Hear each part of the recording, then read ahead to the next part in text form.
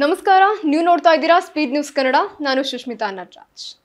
ಮಾಜಿ ಸಿಎಂ ಯಡಿಯೂರಪ್ಪನವರಿಗೆ ಇದೀಗ ಮತ್ತೆ ನೆಮ್ಮದಿ ಇಲ್ಲದಂತಾಗಿ ಎದೆಯಲ್ಲಿ ಡವಡವ ಶುರುವಾಗಿದೆ ಅಂದ್ರೂ ತಪ್ಪಿಲ್ಲ. ಹೌದು, 2024ರಲ್ಲಿ ಮಾಜಿ ಸಿಎಂ ಮೇಲೆ ಕೇಳಿ ಬಂದಿದ್ದಂತಹ ಫೋಕ್ಸೋ ಪ್ರಕರಣ ಇಂದಿಗೂ ಸಹ ಮುಗ್ದಿಲ್ಲ.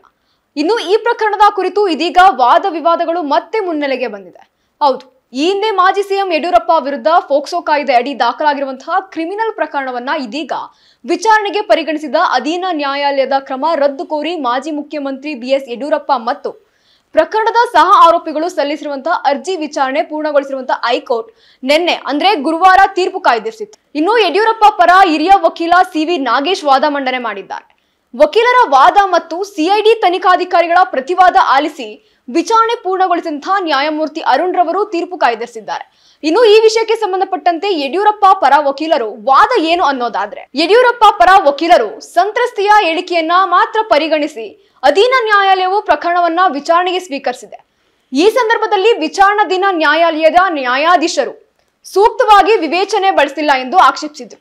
ಆಡಿಯೋ ರೆಕಾರ್ಡಿಂಗ್ ಅನ್ನ ನ್ಯಾಯಾಲಯ ಪರಿಗಣಿಸಿಲ್ಲ, ಹೊಸದಾಗಿ ಪಡೆದಿರುವಂತಹ ಆದೇಶ ಸರಿ ಇಲ್ಲವೆಂದು ಯಡಿಯೂರಪ್ಪ ಪರ ವಕೀಲರಾದ ಸಿವಿ ನಾಗೇಶ್ ವಾದ ಮಂಡಿಸಿದ್ದಾರೆ.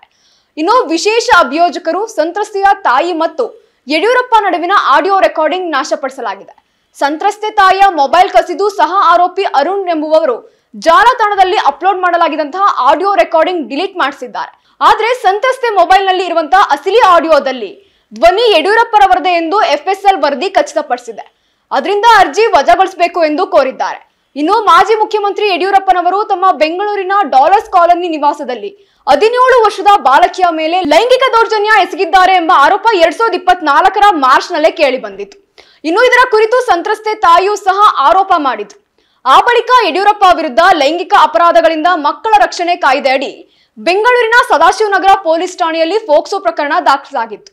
ಇನ್ನು ಪ್ರಕರಣದ ಗಂಭೀರತೆ ಪರಿಗಣಿಸಿ ಸರ್ಕಾರವು ಸಿಐಡಿಗೆ ವರ್ಗಾವಣೆಯನ್ನು ಸಹ ಮಾಡಲಾಗಿತ್ತು. ಸಿಐಡಿ ಅಧಿಕಾರಿಗಳು ಯಡಿಯೂರಪ್ಪ ಅವರಿಗೆ ನೋಟಿಸ್ ನೀಡಿ ವಿಚಾರಣೆಗೆ ಹಾಜರಾಗಲು ಸೂಚಿಸಿದ್ರು. ಅದರಂತೆ ಯಡಿಯೂರಪ್ಪ ವಿಚಾರಣೆಗೆ ಹಾಜರಾಗಿ ತಮ್ಮ ಹೇಳಿಕೆಗಳನ್ನು ಸಹ ನೀಡಿದ್ರು. ಈ ನಡುವೆ ಪ್ರಕರಣದ ರದ್ದು ಮತ್ತು ನಿರೀಕ್ಷಣಾ ಜಾಮೀನು ಮಂಜೂರು ಮಾಡುವಂತೆ ಕೋರಿ ಯಡಿಯೂರಪ್ಪ ಕೋರ್ಟ್ಗೆ 2 ಪ್ರತ್ಯೇಕ ಅರ್ಜಿಗಳನ್ನ ಸಲ್ಲಿಸಿದ್ರು ಎಂದು ಸಹ ಹೇಳಲಾಗ್ತಾ ಇದೆ. ಇದಾಗಿತ್ತು ಈ ಕ್ಷಣದ ಸುದ್ದಿ. ಮತ್ತಷ್ಟು ಸುದ್ದಿಗಾಗಿ ನೋಡ್ತಾ ಇರಿ ಸ್ಪೀಡ್ ನ್ಯೂಸ್ ಕನ್ನಡ. ಸುದ್ದಿ ನಿಮ್ಮದು, ವೇಗ ನಮ್ಮದು.